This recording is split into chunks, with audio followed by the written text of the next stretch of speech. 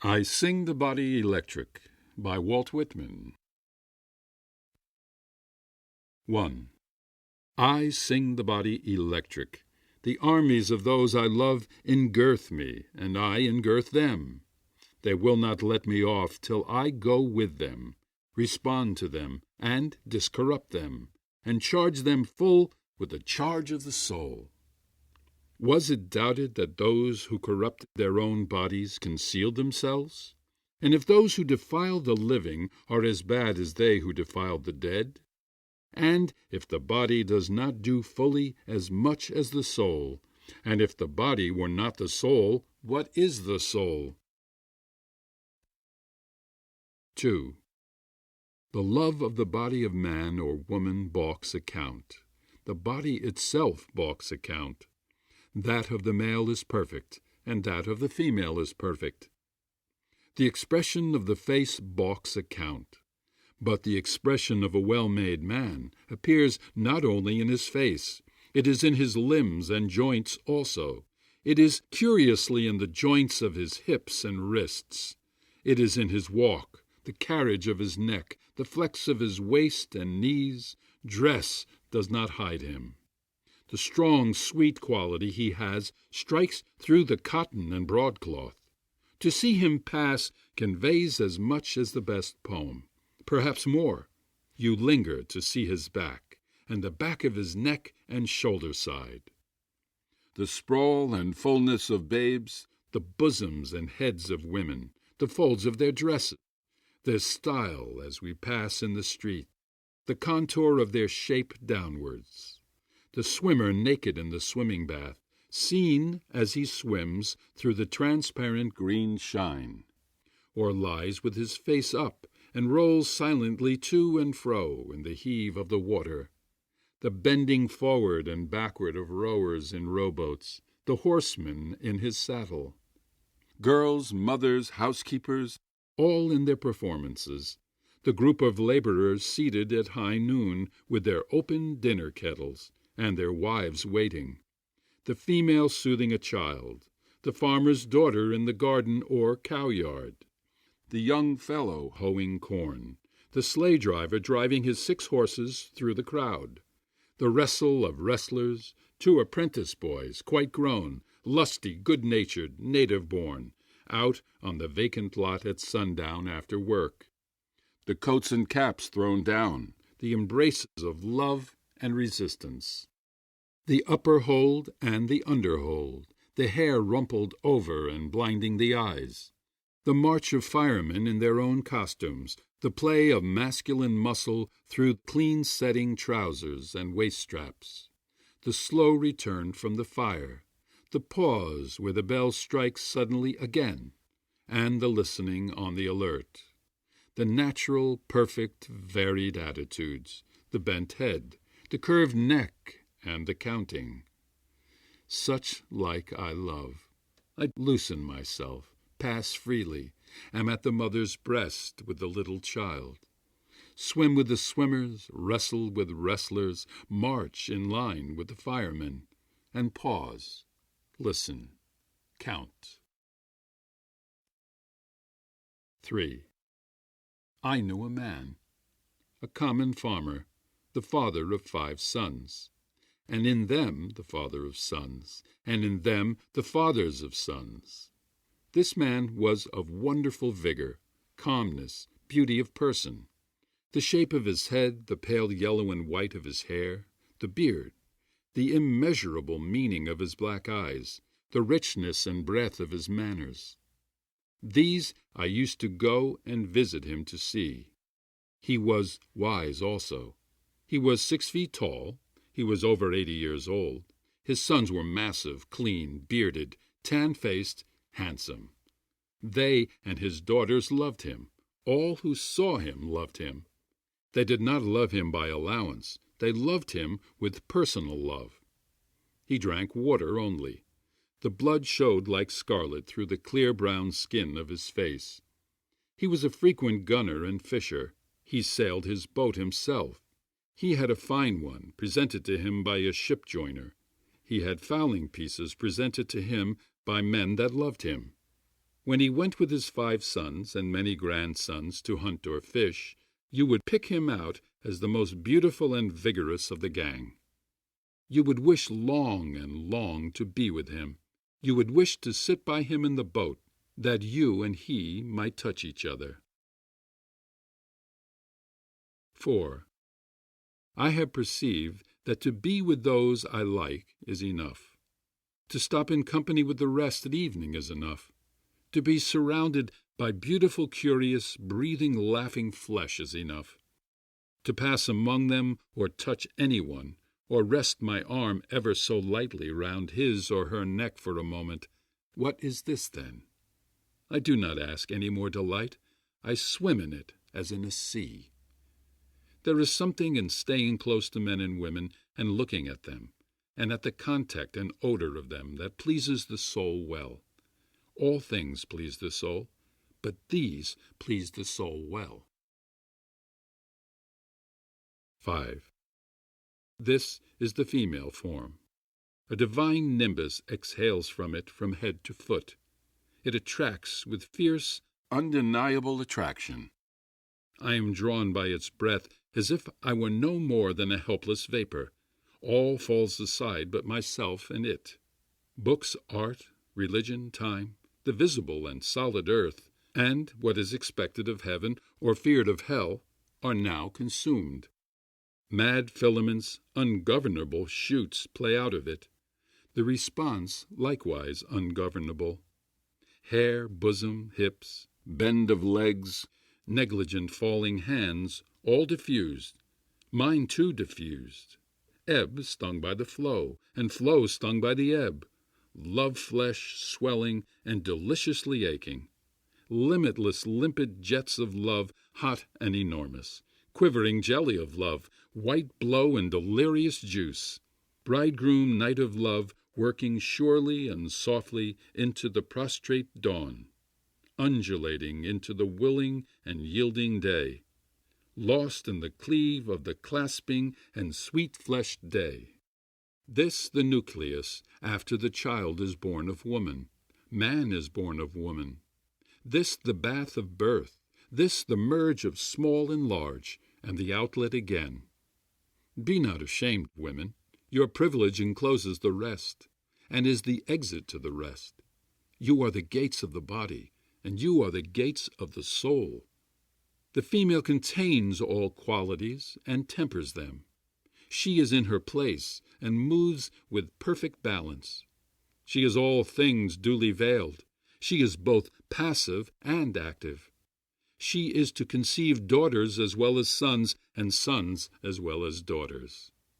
As I see my soul reflected in nature, as I see through the mist, one with inexpressible completeness, sanity, beauty. See the bent head and arms folded over the breast, the female I see. 6. The male is not less the soul nor more.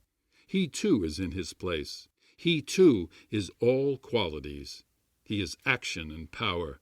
The flush of the known universe is in him. Scorns become him well, and appetite and defiance become him well.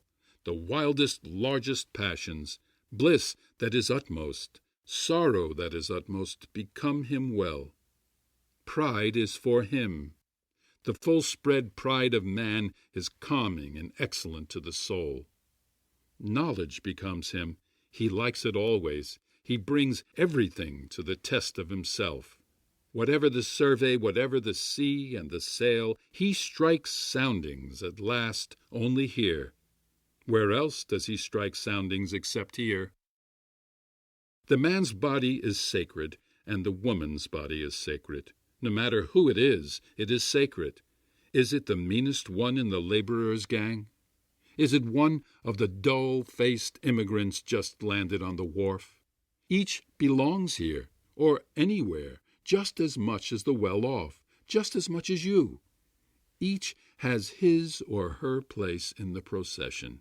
All is a procession.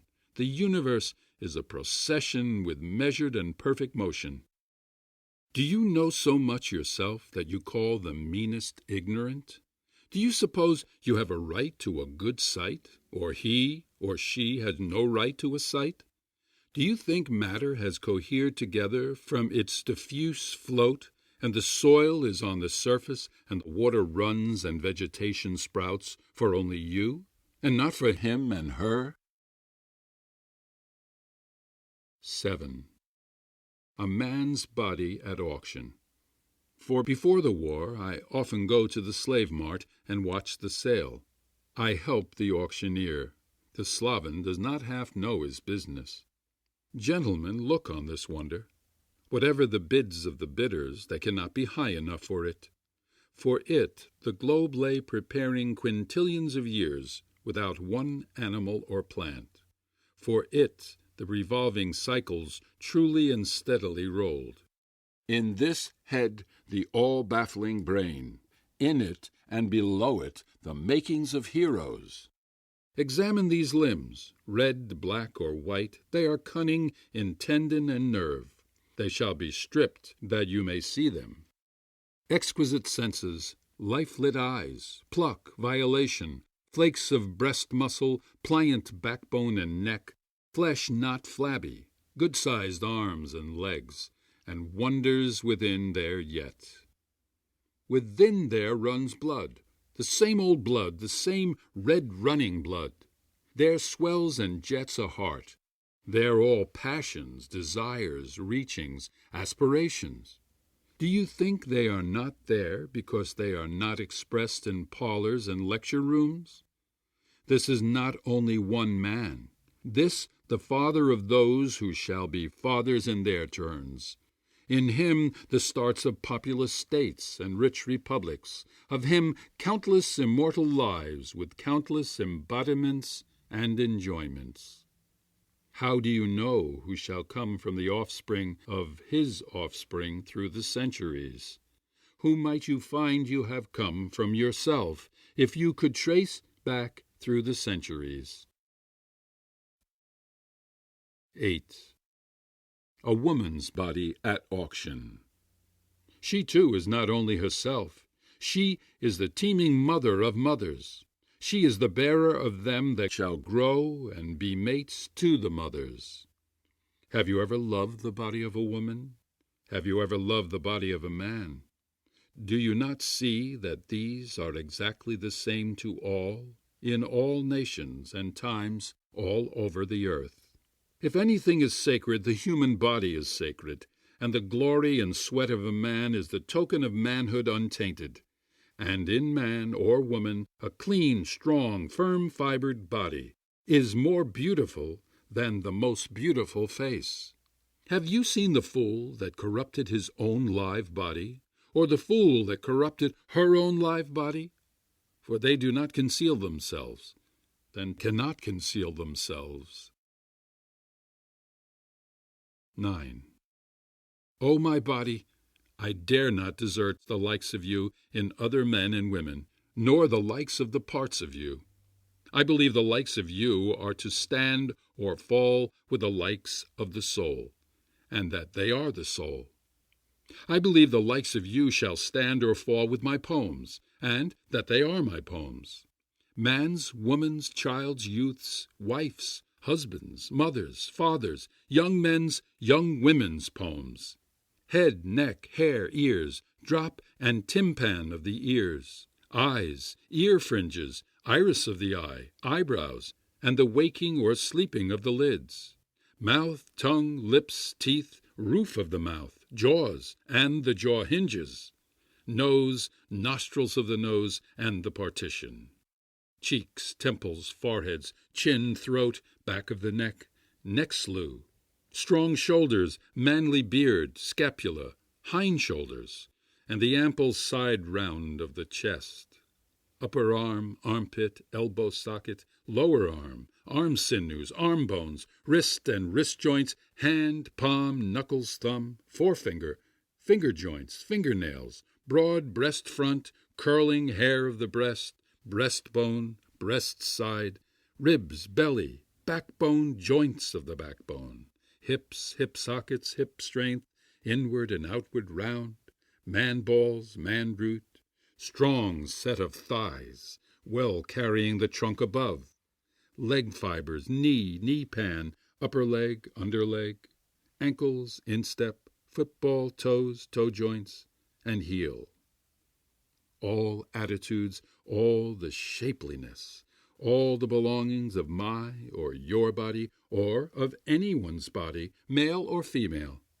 The lung sponges, the stomach sac, the bowels sweet and clean, the brain and its folds inside the skull frame, sympathies, heart valves, palate valves, sexuality, maternity, womanhood, and all that is womanhood, and the man that comes from the woman, the womb, the teats, nipples, breast milk, tears, laughter, weeping, love looks, love perturbations, and risings, the voice, articulation, language, whispering, shouting aloud, food, drink, pulse, digestion, sweat, sleep, walking, swimming, poise on the hips, leaping, reclining, embracing, arm curving and tightening, the continual change of the flex of the mouth and around the eyes, the skin, sunburnt shade, freckles, hair, the curious sympathy one feels when feeling with the hand